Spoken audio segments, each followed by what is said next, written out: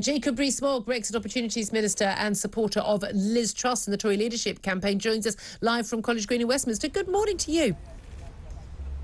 Good morning. Thank you very much indeed. Obviously, we're going to be talking about the Tory leadership and those hustings in Exeter, the latest polls, but I'd love to get your reaction to these extraordinary profits that BP have posted. What is the solution? I mean, you know, we're all paying sky-high prices. The wholesale, the energy companies, a lot of them are going under because they can't afford it, but the wholesale producers like BP are raking it in. Well, the wholesale producers and also the refining margins have gone up very significantly. I think that may present the opportunity to remove the tariff that we have on refined products, which might help slightly. But it is worth remembering that a couple of years ago, at the height of the pandemic, the price of oil, of crude oil, was below zero. Oil companies had to pay to have their oil taken away. So when you say that they lucked in or they lucked out, as your last correspondent was saying, you've got to bear in mind that the oil industry is extremely cyclical, and sometimes they lose large amounts of money, and BP lost a great deal of money on its Russian projects. So it's not all a one-way bet for oil companies. We realise that. We need long-term investment. What we want to do is to exploit our own natural resources more. We need to get on with shale gas, and we need to get every last cubic foot of gas out of the North Sea. That's what will help prices most, and we want the oil companies to have the investment wherewithal to do that. I'm trying to struggle to remember, Jacob Rees-Mogg, who's been in power for the last 12 years? Oh gosh, which party was it? Can you help me?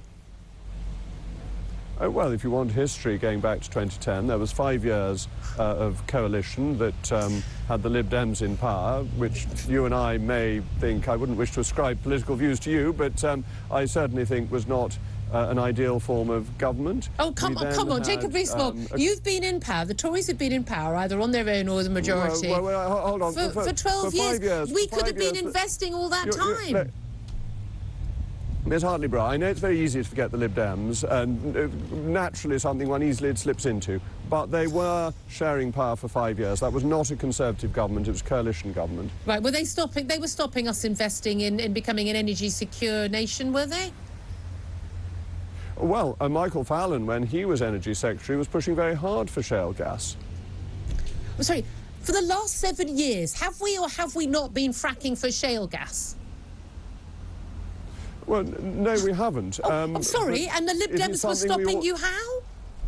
No. Come on. I'm talking about the coalition years, which you asked me specifically about. I know, I didn't ask you specifically about that. I pointed out that you had been in power for 12 years.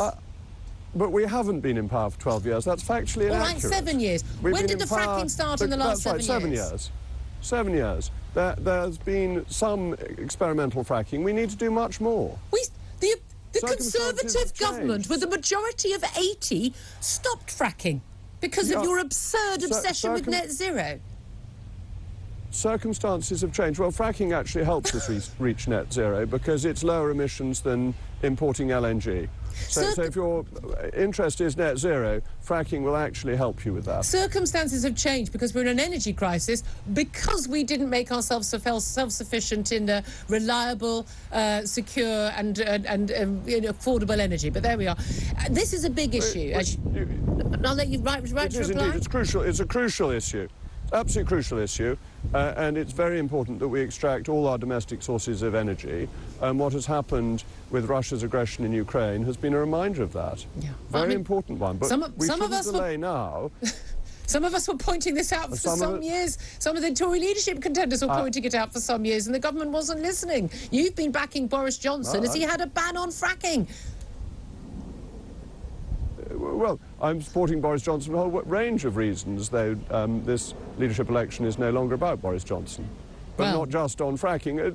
When you support somebody, it doesn't mean you agree with absolutely every position they take. I accept that. And shale gas was one where I was strongly in favour, and have been. And I think I wrote articles about the benefits of fracking right back in 2012-13.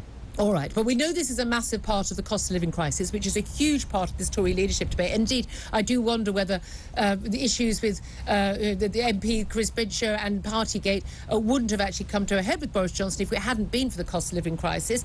The candidate you're supporting, Liz Truss, no doubt she's in ahead, went down very well. I watched a lot of the hustings last night in Exeter.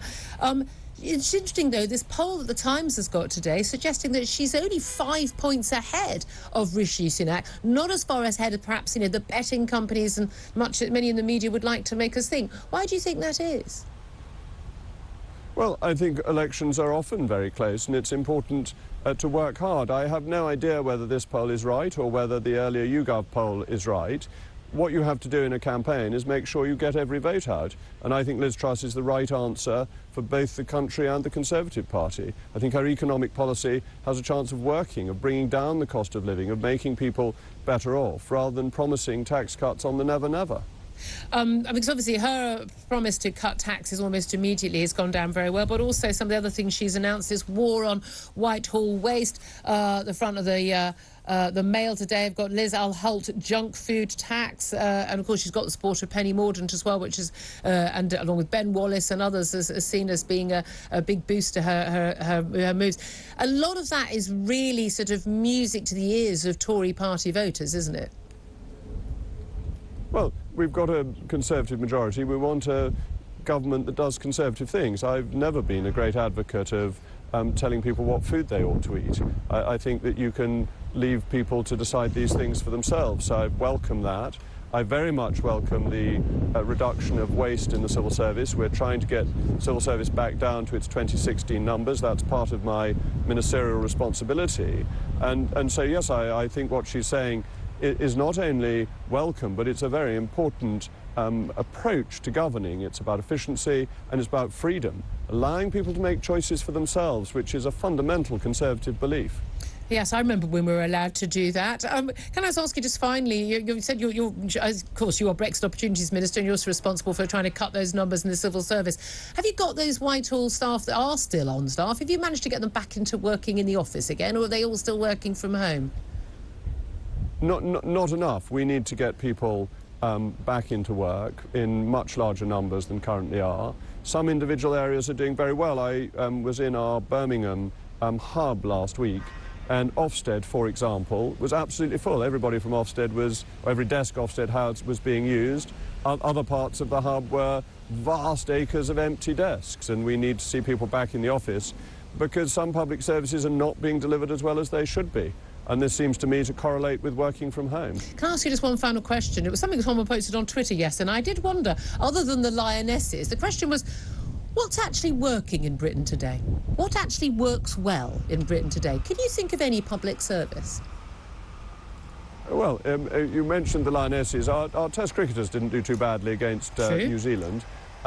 So the Test matches are going reasonably well, better than the... What about public services? Can you name one that's working well? Yeah. Well, I think overall the public services are working. Are they? Which ones? Respectably. Yes. Well, we'll be getting education results coming out fairly soon. I think education has recovered well. You think education has recovered well? Considerable government support. Do you have any evidence for that statement?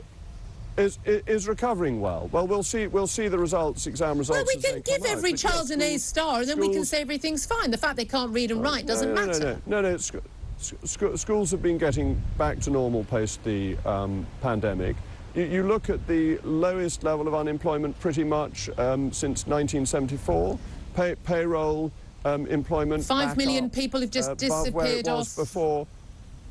We've got 5 million people, able-bodied people who aren't working. Yeah, I know the payroll figures, but we've also... Well, hold on, but payroll employment is back above the level it was NHS, before the pandemic. Transport? So, yes, I think NHS has serious backlogs. You know that perfectly well.